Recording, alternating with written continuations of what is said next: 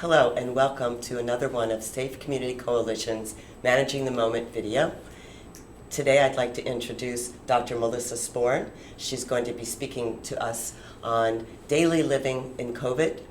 My name is Mimi Weisberg. I'm a clinical social worker, and we are both members of the Safe Community Coalition's Mental Health Committee. So, welcome. Thank you, Mimi. I'm going to start with just sharing information that came out of the Psychiatric Times published an article in a longitudinal study over the course of our quarantine in October, finding that 85% of parents reported changes in their children's emotions and behaviors during the quarantine. The most frequent observed changes were difficulty concentrating, boredom, irritability, restlessness, nervousness, loneliness, unease, and worries. And if you're a parent, you've seen and experienced all of these things in your children and probably in yourself. So today we're going to talk a little bit about things that we can do on a daily basis to try and curtail some of these concerns and diminish some of these symptoms that we're seeing in our kids and ourselves. I think the primary question that children have in our life today, and we ourselves, is, am I safe? Are the people I love and care about safe? And how will this situation affect my daily life? So, Mimi, when we talk about these questions, you work with clients or speak with even our friends and family members who are reaching out to us struggling. What are things you tell them? That's a great question. I think trying to be in the moment and be present so that you can experience the joy or the connectedness, whatever it is that's going on for you, even though 5 minutes later, those other things haven't changed. But can we at least experience, like experiencing each other right now, Yes. Appreciating that we're able to smile with each other, talk with each other, do something that we feel good about, even though we're going to go back outside, put our masks on, and get on with our day. So, yeah, that reminds me of a meditation that somebody shared with me, which was sort of breathe in the what if and breathe out the so what. We tend to kind of go into the future, like when is the vaccine going to be available, or what if one of my family members get it, when we're not really in the present and we don't know what will happen in the future, and kind of staying grounded in the here and now can be really helpful. What else have you found? So I think that one of the things that I'm encouraging people to do, and seeing myself doing a lot more now, is kind of curating my news media, kind of really being specific about that information that is helpful and hopeful for me, and limiting that information that increases my worry and anxiety. Do you find you're doing that as well? Absolutely, and recommending that as well. Yeah. I'm trying to talk with folks who support me, kind of reaching out. I know a lot of us have kind of reached out to old friends who we haven't spoken to in a while, and beginning having Skype or Zoom get-togethers with family and friends from far away and near.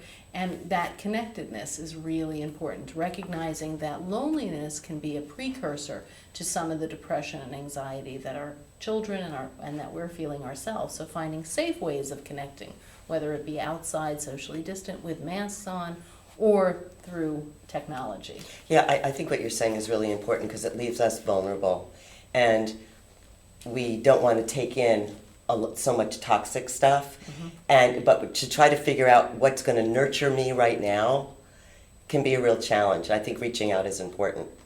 Are there things that you're encouraging people to do to kind of focus on their physical health? Absolutely. It's funny you should say that. You probably are saying the same thing. I said if I had a prescription pad, my main thing would be you need to get outside for a half an hour and walk or breathe something, get out in the sun. Yeah, I think it's really important. I sort of talk about the 3 pillars, kind of sleep, eating, exercise, and really focusing on those things. And one of the things that I recognize initially when we first started this whole thing in March was a lot of people's sleep-wake cycles got kind of off kilter because you weren't sort of required to be up to go to school. Kids were out of school, so everything kind of went topsy-turvy. But really focusing back on those core sleep. Am I going to sleep at the same time? Am I waking up at the same time? We're ritualistic beings. We like same and repetition and routine. So recreating those kind of consistent routines that help and pattern our lives, whether that's when we go to sleep, when we wake up, when we eat meals, exercising, as you said, getting out and having structure, I think, is really helpful. It just makes people feel contained and safe. Mm-hmm. So even within our kids' kind of virtual learning experience, encouraging them to have structure around that structure. The schools are providing some structure, and then having dinner time at the same time every night. Encouraging, I know some families have kind of stepped away from family meals because we're having so much family time, but family meals are still really important, so encouraging that as well. What else are you thinking? If your children are asking you questions, be honest with what you know.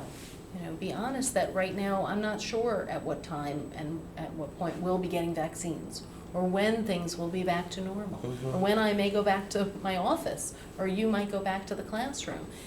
Don't be afraid to share, I don't know, and give them information that you do have. We know that right now we're pretty excited. There's sort of exciting information on the vaccine horizons. We know that 2 vaccines are kind of moving towards distribution, and that's exciting. But we don't really know their effectiveness. We don't know how long they'll last. So be honest with what you know and what you don't know. And to talk about how it's hard to sit in that ambiguity as well. Yes, I think that talking about uncertainty, like how we cope with uncertainty, this time, in some ways, I think we'll all come out of it much more resilient, with more grit and forbearance, because we've dealt with such uncertainty. But when we're in it, it feels so uncomfortable and so difficult. But really speaking about that kind of, it doesn't feel good to not know. That's right. We like to sort of have all the information and have all the answers right in front of us, and this is a situation where so much is a big question mark. Well, that makes me want to ask you a question, Melissa, about hope. How do we keep hope alive? How do we help parents and families do that? So I think one of the things that I like to do is focus on kind of the silver linings. Kind of what are the things what good are happening, and whether or not that's kind of the connections. I say for myself, I got 4 extra months with my college students. College students, this age group typically doesn't want to spend a whole lot of time with their family, and the amount of time that we have been able to interact, spend together, getting to know each other more, just playing games, puzzles, has been invaluable, and I feel blessed to have had that time. Yeah, so have a balance of that hope and appreciation of what you're getting, and at the same time allowing our families and ourselves to also sit in the yuckiness when we need to do that. We talk about the thorn and the rose. Yeah, there you go. You can say the best and the worst, or the thorn and the rose, and you can do this daily with your family, you can do this weekly with your family, but what was your thorn and what was your rose today? And every day, certainly there are challenges and difficulties and things we're missing and feeling sort of that, loss of, but we also have that rose. What is, the gift of today? What went well today, or what, surprising silver lining came up? What other thoughts do you have about getting us through our day? I think what we really want to encourage is modeling behavior for ourselves and our children. We do a lot of kind of focusing on the negative, and I like to remind people that behaving as if, kind of smiling into the situation, or really recognizing that we're all being taught how to live through difficult times, and this will not be the last difficult time we encounter. Hopefully it will be the last prolonged, acute, difficult time we will encounter in our lives, but we're all going to experience difficulties, and recognizing how do I kind of push through and recognize that there's a light at the end of the tunnel, even when I can't see that light, that it exists and it's there for me, and just persevere and continue on. And I think in adulthood, it's easier to believe that because you've been through other things, but when you're a teenager, a young adult, or even a little kid, to think what is the future when you haven't had that much future to begin with makes it a real challenge to get into that mindset. Yeah, and I think providing reassurance in those moments and really letting them know circumstances and situations that you've experienced in your life. I remember my grandmother talking about the Depression and how her family lived through the Depression. Yeah. And I'm sure at times when they experienced such poverty and, you know, inability to even get food and basic family needs, that there were points in that where she felt maybe we'll never Yeah.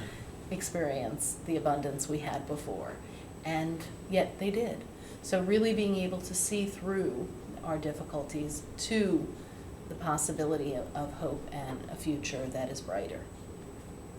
Lastly, I would say to kind of ward off fear.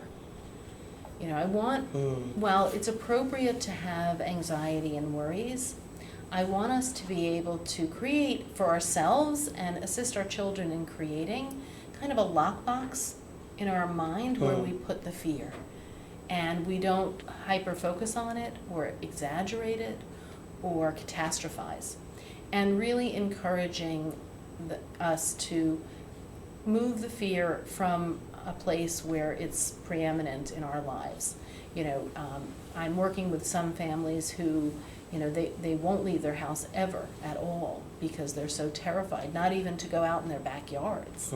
And I want to encourage people to recognize we can interact healthily, we can see each other with social distancing and mask wearing, we can engage in nature and do it safely. People are going to stores, everybody out there is masking and being careful and washing their hands. Do things that to feel the fear and do it anyway in some circumstances in a safe and thoughtful way.